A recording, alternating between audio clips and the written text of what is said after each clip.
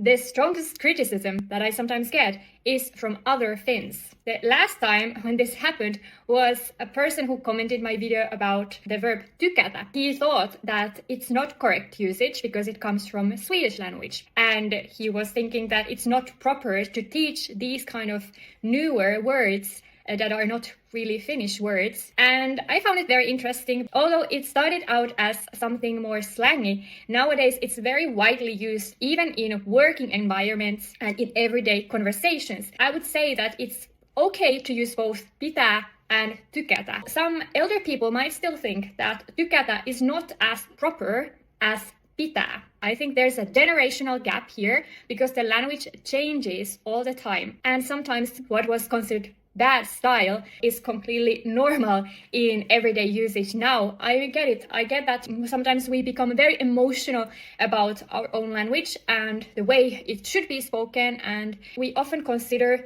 that the way the younger generation speak is kind of improper, or they are speaking worse. In Finnish, this is also very much present because Finnish gets a lot of influence from other languages, especially from English nowadays. And many younger people are mixing English and Finnish together, but this is not a new phenomenon. Earlier, we also got many loan words from Swedish, like this word tykätä, for instance. We have also got loans from Russian, from German, and even from Latin. Really not a new phenomenon.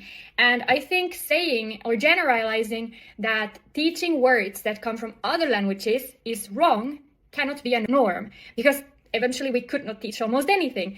Even some very old Finnish words that really sound like, they are the core of the Finnish language, like äiti, actually are also loan words. They just came thousands and thousands of years ago, but there used to be actually another word for äiti, which is called emo.